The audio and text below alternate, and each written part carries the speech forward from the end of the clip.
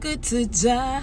Rema Namakula kosa n'abayimbi abalala ate munange mu katambi kano bakakasizza ekivulu ky'aba B2C esaidi eno ate nga mwana muwala munange ate mwite naye Vinka naye abadde munange akakasa esaidi eno bampita jamina nti era nga nsinza kujamina nti ugi ngenda kubeera nno nga ntandika nakano akatambi munange wali omukyala mubadde muko Rema Namakula B2C wali Spicy Diana Kabako kosa ate n'abalala munange esaidi eno babadde bakakasa bambi ekivulu ky'abaana balenzi bano aba B2C munange esaidi eno nkugambye kigenda kutokota muganda wange kigenda kutokota kubanga akatambi kano katredinze nnyo ku mukutu munange ate wali ogwa TikTok nga bambi balaga wali ate nga bakonfaminga wali wonna.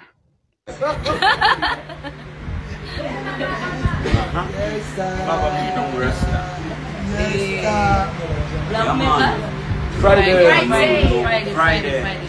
See you Friday. See you Friday.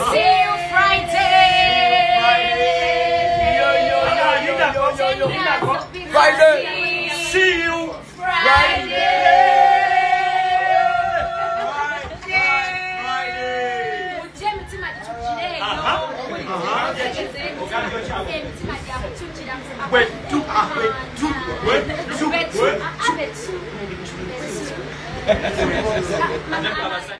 Bwe kityo nno munange ate bwe kiri mu kutambula esaidi eyo era nga awo kankuggyoko katono nnyo ate nkutegeezeko eruuyi eno nga bwe nkutegeeza nti nno n'omukyala naye Vinka naye munange abadde akakasa ekivulu kino eky'abaana balenzi bano aba B2C munange esaidi eno wali abadde abawa eko. Kutuja kuba kutuja we we. Hey guys, what's up? On the 9th of May, Hotel Africana, we're going to support the B2C, the Kampala boys. I'm gonna be there. Let's all be there and support them.